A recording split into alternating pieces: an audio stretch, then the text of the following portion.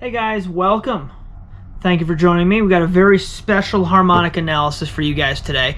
If I said to you Chris Cornell, what would you first think of? Would you think of Soundgarden? Would you think of Audio Slave? Would you think of Temple of the Dog? Leave in the comments below what iteration of Chris Cornell was your favorite. All right, let's get on to the harmonic analysis. We're going to take a look at blackholesun. Now, blackholesun for me is one of those songs that I really like, but I'm also kind of tired of it, right? It was one of their biggest hits back in the 90s. It was quite honestly the song that got me into them in the 90s. And yes, I'm that old. And the song is very interesting. When you actually take a look at the chords from a music theory perspective, you realize it's a well-written song. So I want to share the journey through the chordal landscape here with you guys today. So I'm not going to be playing this in full. I'm just going to be playing the parts just to outline the chords, how they sound, and how they relate. Let's jump in. Here we go. All right, we're in the key of G major. But as you're going to see, as we move forward here rather quickly, we don't stay in the key of G major. It is, however, our anchor point. And the really cool thing about music is that you don't necessarily have to know music theory to write good material. Sometimes the ear can just pick up on things just naturally, right? Because the things that sound good are also the things that can be explained most perfectly by music theory. So it's kind of interchangeable. So whether you learn music theory to create good music or create good music despite knowing any of the theory, you kind of end up in the same place. So again, we're in the key of G. All right. G major is the key. G major is the one chord. Now the second chord in the song is a G minor chord. All right. Now there is no G minor in the key of G major.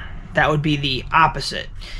In music theory terms, we're going to consider this the parallel minor. It's minor in function. It's parallel because it starts on G. But G major and G minor are parallel. Okay? So that's a really cool thing to do, is to play a major chord and then a minor chord of the same note, or vice versa. After that, we drop down to an F major chord. Now, there is no F major chord in the key of G, but there is an F major chord in the key of G mixolydian. So what we're going to do is consider the F the seventh chord of G mixolydian, and it's only a half step different from the actual F sharp chord in the key of G major. And it's also, because it's in G mixolydian, it shares that tonic with G. So we're still very much grounded in the letter G. G major, G minor, and then the seventh of G mixolydian. After that, we move to E minor, which is the sixth chord in the key of G major, followed by an E flat major, which is the sixth chord in G minor, okay? And then we're going to finally end that progression on a D. Okay? Now that D is the 5 chord in the key of G. So I'm hoping this makes sense to you guys. We're grounded in G.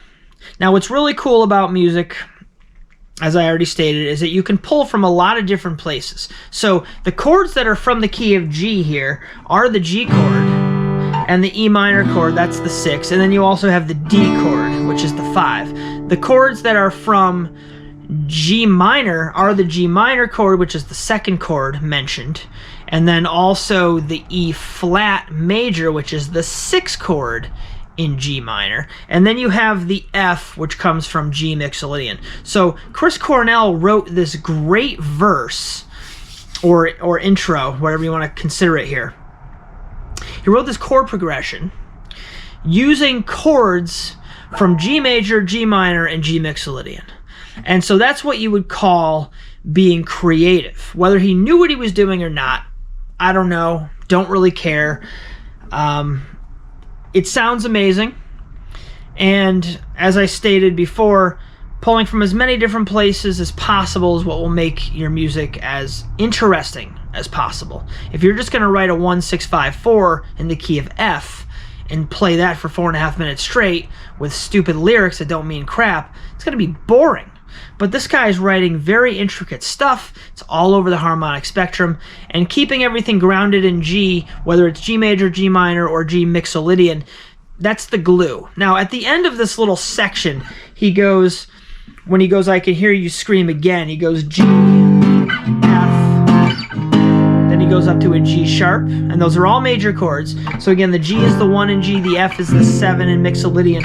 The G sharp, there's two ways that you can look at this. The reason the G sharp works so well is that the distance between the F and the G sharp is a minor third interval away, which is a very, very rock and roll interval to go to, and it's very pleasing to the ear. So going to that was not a surprise at all. I thought it was a great choice. The other way you could look at it is that it's the flat 2 in the key of G major.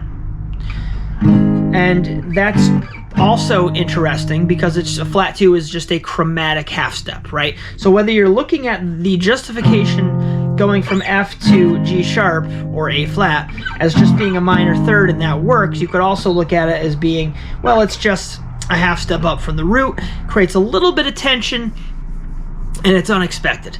Beautiful choice. All right, let's see what comes next.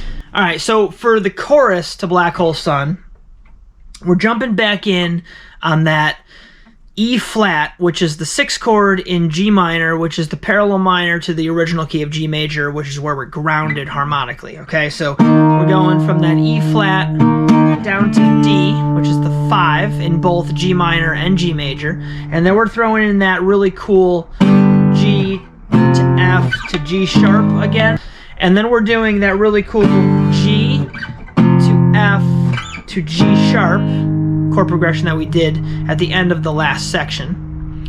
And then it's going to repeat that again. We have the E flat again to the D, which is the 5, and then we're going to do a D, and then the G, and then the D comes back in again for the won't you come part. So go 1 to 5, which is the perfect cadence, right?